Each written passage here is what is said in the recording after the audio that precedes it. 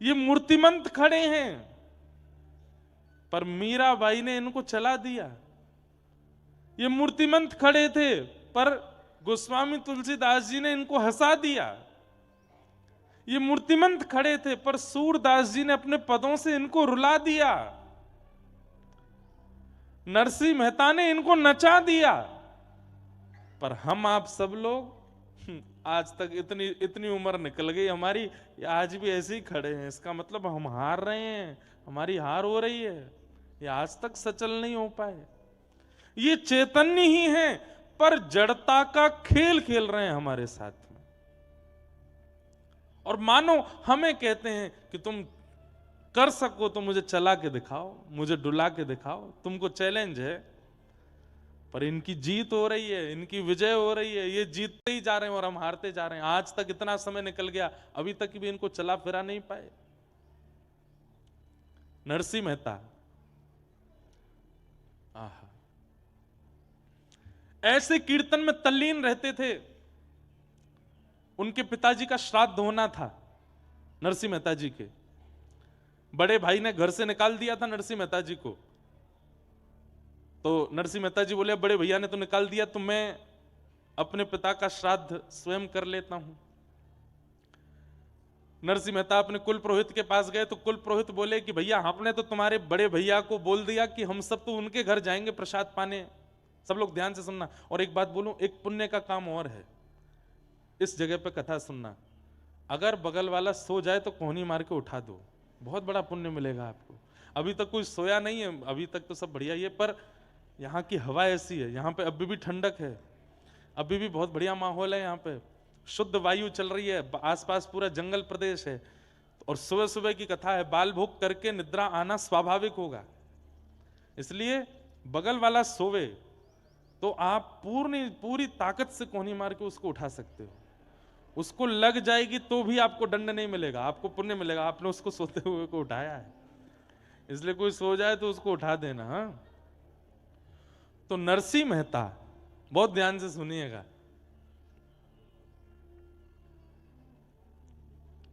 भाई ने घर से निकाल दिया, कुल पुरोहित के पास गए, तो कुल पुरोहित जन भी सब बड़े चिढ़ते थे।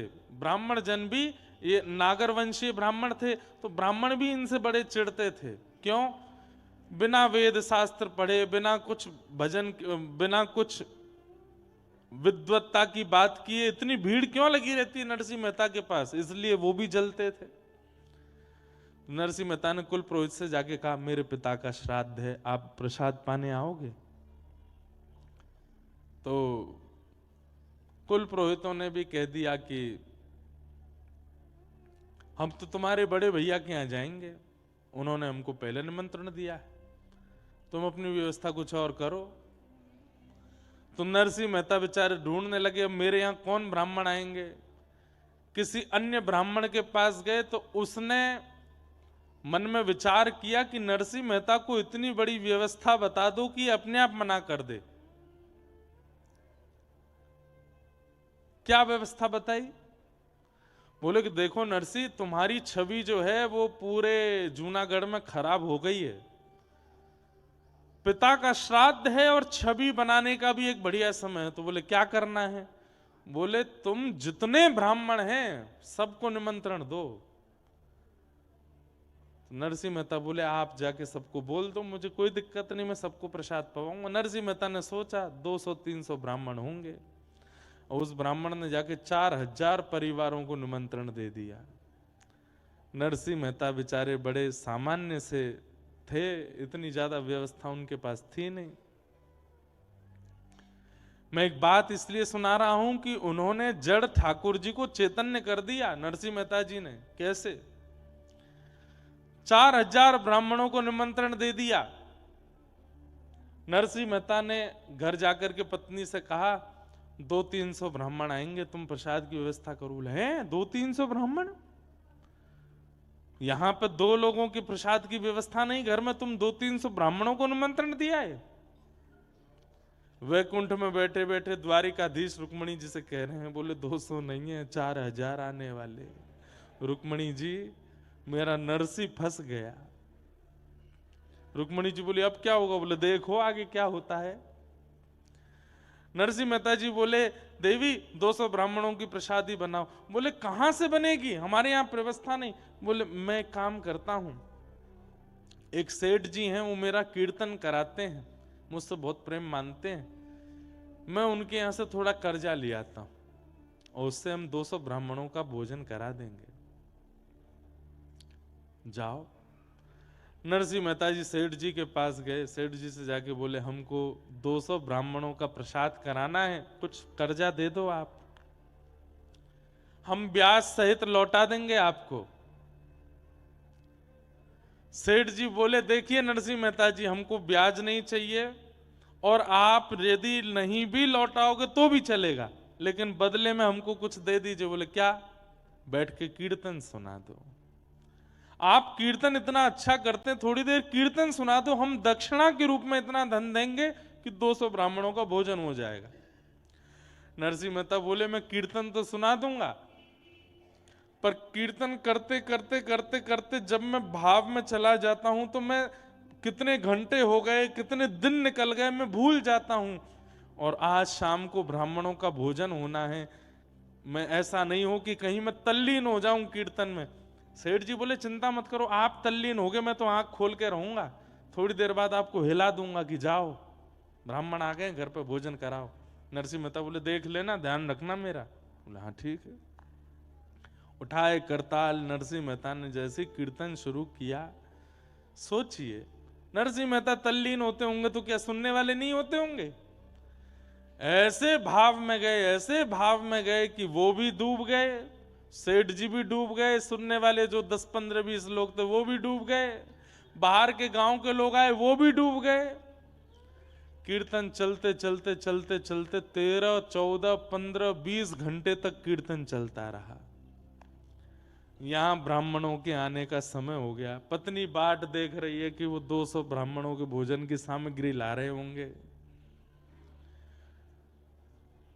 रुक्मणी जी बोली अब तो नरसिंह मेहता की और निंदा होगी, अब तो इनको जूनागढ़ से भी निकाल देंगे, ऐसा लगता है आज जो अपराध होने जा रहा है। ठाकुर जी बोले मैं नहीं देख पा रहा हूं, तुम बैठो मैं जाता हूं। और महाराज नरसिंह मेहता का रूप धारण करके ठाकुर जी आ गए जूनागढ़ में।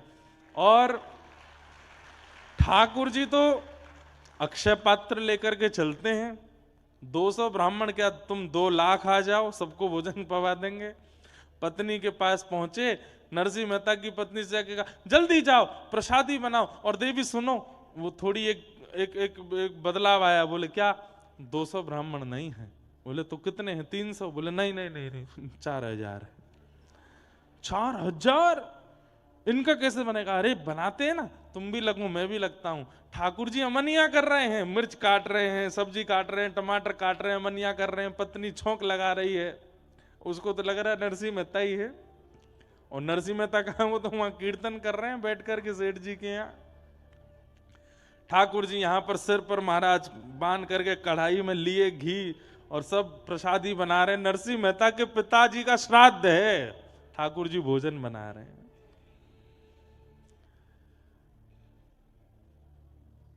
क्षण भर में तो सब सामग्री बनती चलेगी। पत्नी बोली आज बड़ा आश्चर्य हो रहा है, इतनी जल्दी इतनी सारी सामग्री कैसे बन गई? बोले देवी इस पर बाद में चर्चा करेंगे, ब्राह्मण आ रहे हैं, चौका लगाओ बढ़िया गोबर का और थाली आदि सजाओ, सबको प्रसाद पवाना है।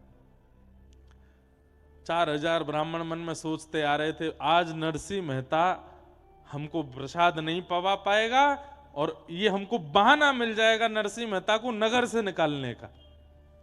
लेकिन वहां जैसे ही पहुंचे सबके चरण धो धो करके ठाकुर जी ने आसन पर बैठाया।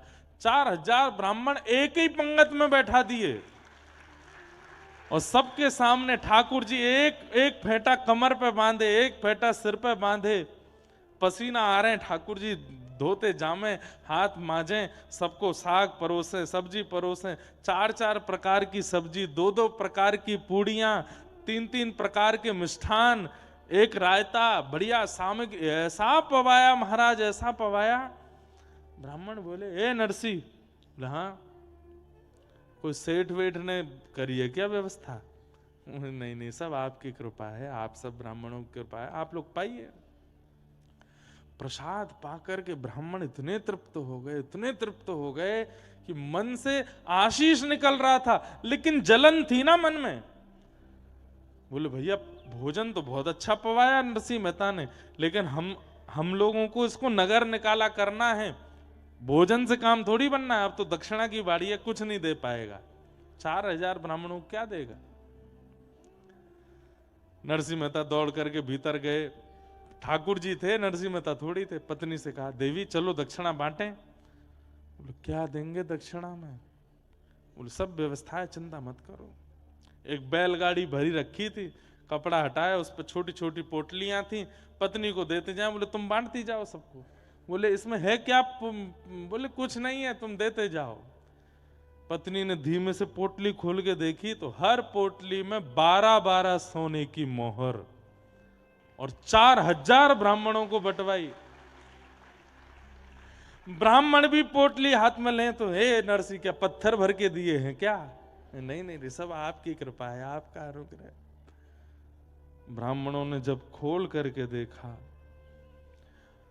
आज तक भोजन के निमंत्रण में 1 पैसा मिलता था तो ब्राह्मण फूले नहीं समाते थे कि 1 पैसा मिला हमको, सबसे बड़ी दक्षिणा है 1 पैसा। आज क्या मिला? 12 सोने की मोहर। मतलब ये ब्राह्मण, इनके बालक, इनके बालकों के बालक, बालकों के बालक, कम से कम 4 पीढ़ी तक भी अगर कुछ नहीं करेंगे तो इन्हीं मोहरों पर पेट पल जाएगा सबका। इतनी दक्षिणा देख करके सब ने तो भैया, नरसिंह मेहता और पत्नी दोनों को एक साथ बैठा करके ब्राह्मणों ने स्वस्ति वाचन किया, ऊपर अक्षत डालने। अरे नरसिंह मेहता जी, मैं तो कहता हूं नरसिंह मेहता जी के पिता कितने भाग्यशाली कि उनके श्राद्ध में ठाकुर जी ने भोजन बनाया, अपने हाथ से पवाया।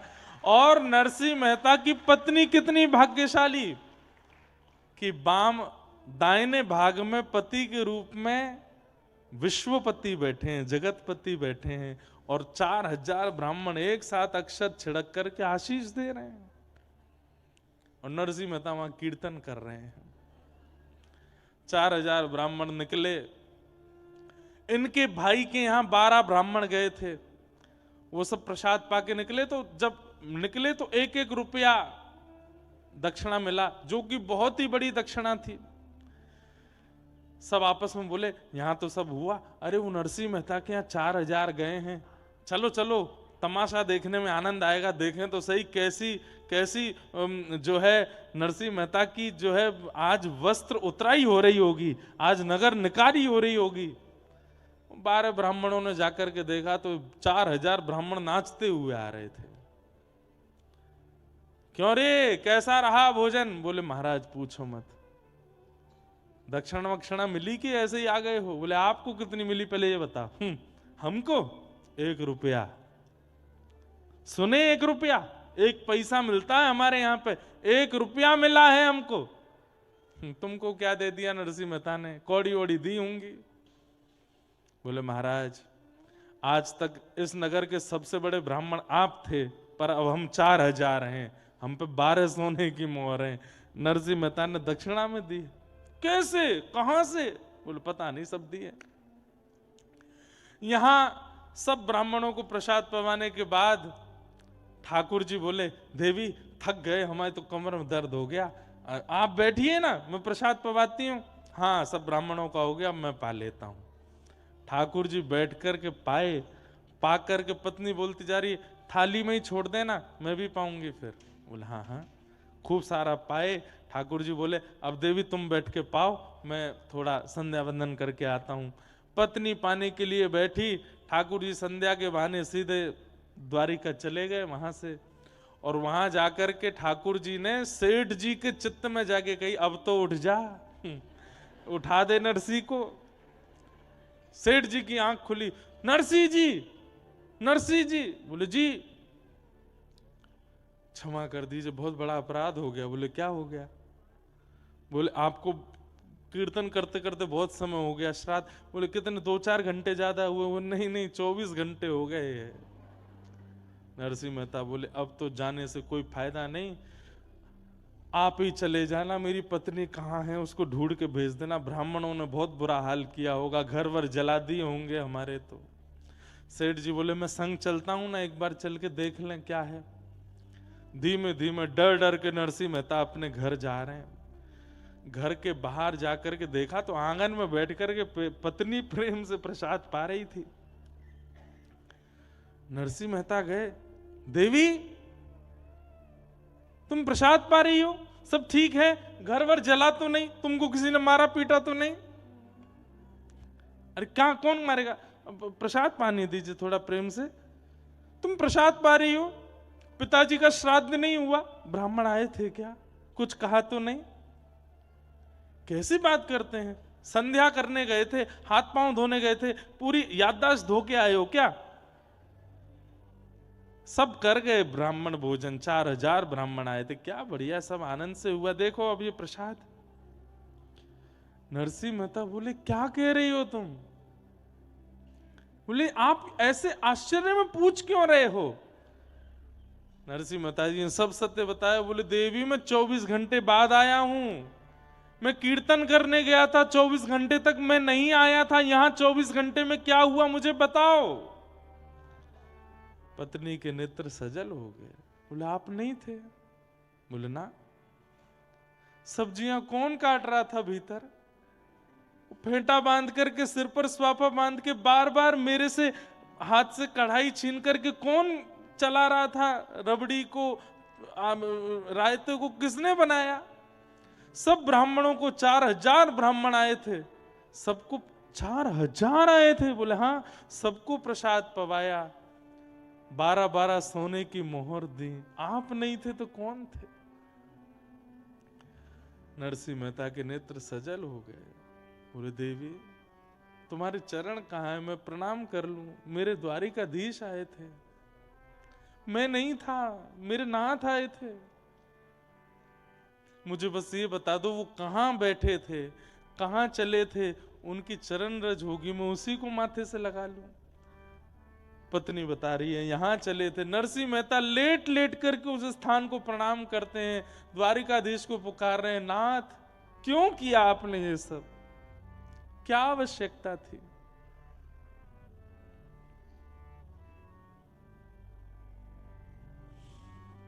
अद्भुत हैं ठाकुर जी। नरसिंह मेहता के सब भाव करके गए। ये बात मैं क्यों कह रहा हूं? हमारे लिए आज भी वो जड़ ही हैं, पर नरसिंह मेहता थे जिनके लिए वो चैतन्य हो गए।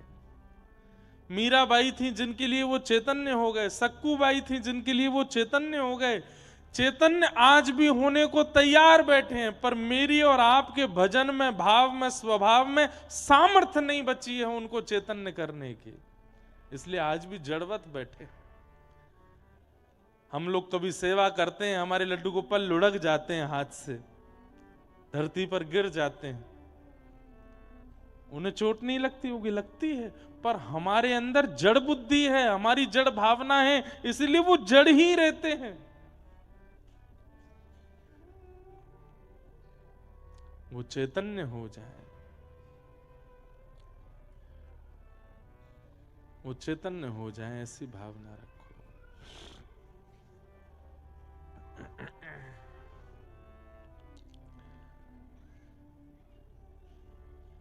तुम्हें छोड़ सुन नंद दुलार।